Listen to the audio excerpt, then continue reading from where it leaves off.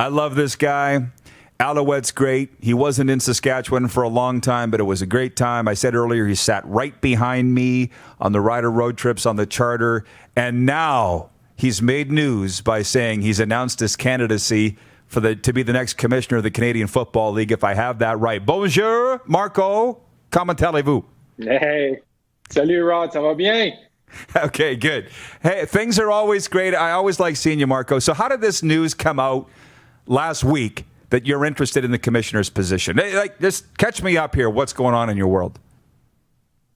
Well, I mean, apparently it created a lot of, turmoil and a lot of reactions across the league from players and fans as well as the media. And, I must admit that at first it was a bit of a jab at Randy Ambrosie and what, has transpired over the last couple of weeks.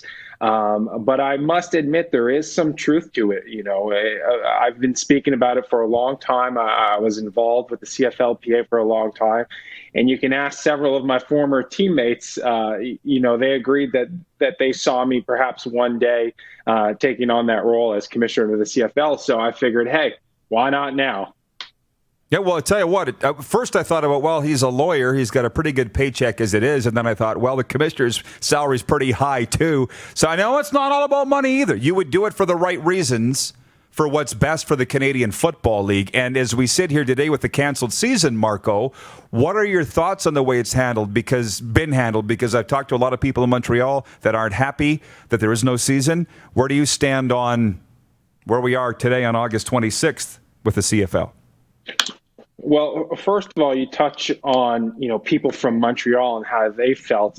I think the loss of the 2020 season had the biggest impact on the Alouettes. You look at the season that they had in 2019. Momentum was swaying their way after all the questions with regard to ownership, general manager, all that was solved. And so they were primed, I think, to have a breakout season. And all of a sudden, the brakes get put on, and unfortunately, we're not playing any football in 2020. So I think that was really a tough break for the Alouettes. Now, as far as the file as a whole, I think it was mismanaged from the start. There was a great plan in place as far as the bubble, but that came afterwards. I think where the wheels started to come loose a little bit was when Randy Ambrosie went to the federal government asking for $150 million without a plan on how he was going to spend it,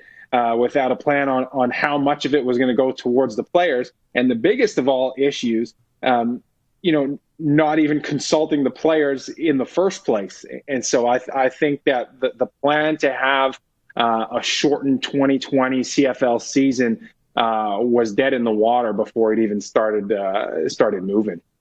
Yeah, no kidding. So what do you see ahead, by the way? Because from what I hear, when the smoke clears, Randy Ambrosie will still be the commissioner, but the way this league looks, it will be unrecognizable. What are you thinking? What are you hearing? Where do you see it going? I wasn't the most optimistic person that there would be a season in 2021 because we saw it happen in Montreal. Former owner Bob Wetenball, year in, year out was losing millions of dollars. But it was more than a business venture for him. He had an emotional connection to the team. But you saw as soon as his son started taking a bit more space in the organization, next thing you know, the team's up for sale and it gets sold back to the league. And then we have that whole ownership fiasco here in Montreal. So I expect that a lot of the teams that are privately owned across the CFL, they're going to have to take a real deep look at their books and see, is it really financially viable to continue operating each and every one of the franchises across the country? And so, I don't know what's going to come of that. I think each team will have to look at themselves and do their own work and see where they go from here. But I do hope that the CFL that we see in 2021 at least somewhat resembles what we've seen in the past. Well, what's funny about that, Marco, when you say those owners need to look at the books and say, is it viable? I think they need to look at the books and say, is it worth it to lose this much money just to be involved. And by the way, you were there for all those great years in Montreal. My buds that have come through there, the Ed Filions, the Ben Cahoons, Luke Mullender was there for a brief time. They all speak so glowingly of Bob Wetenball. But then after the fact, when they talked about the kid, I talked to people that work for the Alouettes now, and they're like, we never see Andrew. He's not around. I said, that's not necessarily a good thing. He might be running this team over the phone by text. That happens too. But your thoughts on Bob Wetenball? The guys just seem to absolutely love that guy. Bob was incredible. And I remember the first time I met him was during my first season with the Alouettes back in 2010. And I had no idea what he looked like. He was just a name on a piece of paper, the signature on the bottom of my game checks. And then all of a sudden, there's an older man in the corner of the locker room. And if you've ever been in the locker rooms at McGill Stadium, it's very stuffy under the bleachers, nothing like the locker rooms at Mosaic or any of the other new stadiums for that matter. And there's an old gentleman there in a polo shirt, loafers, no socks, and he's smoking cigarettes before the game in the locker room. So I tapped my buddy. I said, who the F is this guy? We're professional athletes here. We're about to step on the field to play a game, in less than 10 minutes, and we've got this bozo smoking darts in our locker room. And I said, I'm going to get up and I'm going to go say something. And my buddy leans over and he says, listen, if you still want a job tomorrow, you're going to sit in your locker and you're not going to say a word. That's Bob Wetenball. He's our owner. He's the one who signs your game checks. And, from that moment on, I went over, I introduced myself to Bob and got a chance to know him, not only on a, employer-employee relationship, but on a personal basis as well. He used to spend a lot of time out at his place in West Palm Beach, Florida, and I used to spend some time out there training during the off seasons. So whenever I had a chance, I'd try and go grab a coffee or shoot him a text and see how he was doing. But, I think Bob Wetenball did not only tremendous things for the Alouettes, but for the CFL as a whole as well. And I hope that new ownership in Montreal, they definitely have some big shoes to fill, and I'm hope that they're able to do that. Yeah, no kidding. Well, they say there's a reason why some teams always win and some teams always lose, and it's leadership, ownership. You know that because you're a winner. By the way, Marco, I was driving around Calgary last year listening to an Als game on Sirius satellite radio. My wife's with me, and she's like, who's this guy doing color? He's really smart. He's really good. And I'm like, that's Marco. How did you enjoy? Well, and to prove it, you were talking about how much you loved your time in Saskatchewan, and Rick was trying to pin you down as to who's a better fan base, Alouettes or Rough Riders, and you wouldn't take the bait. Do you remember that conversation on the air? I do remember, as a matter of fact. And if I'm not mistaken, I think the Owls were playing the Riders when we had that conversation. I mean, but before we even get into that, as you mentioned, I only spent a very short period of time in Regina. But, if there's a franchise out there, not only in the CFL, but in all of professional sports, if there's a franchise that does it the right way, it's definitely the Saskatchewan Rough Riders. I mean, from top to bottom, anybody involved with that organization, regardless of their title, they're fantastic and they do a great job. So kudos to them, and I appreciate them, taking me in for those, 2 seasons that I spent there. But as far as being in the booth with Rick, I mean, it was a tremendous experience.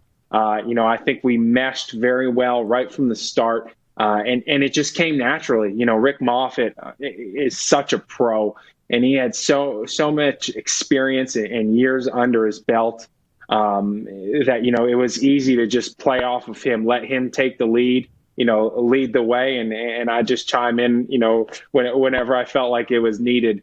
But I'm forever indebted to Rick for showing me the ropes, and it was unfortunate that we weren't going to be able to continue that on-air relationship in 2020, following his departure from TSN 690. But I do look forward to being back up in the booth in 2021 when CFL action resumes. Well, you've certainly got a lot to add, and I can't wait. I enjoy listening to the games as much as watching them, and that was cool. You still a vegan, by the way?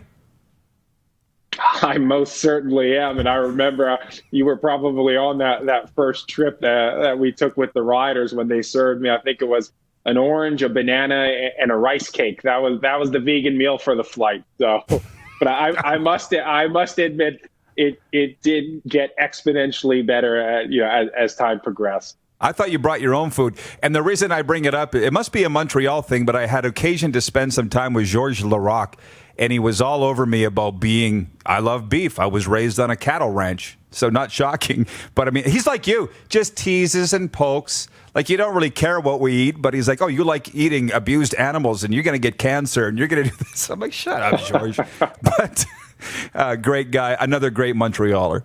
All right, Marco, continued success. Or do you have anything to add on that?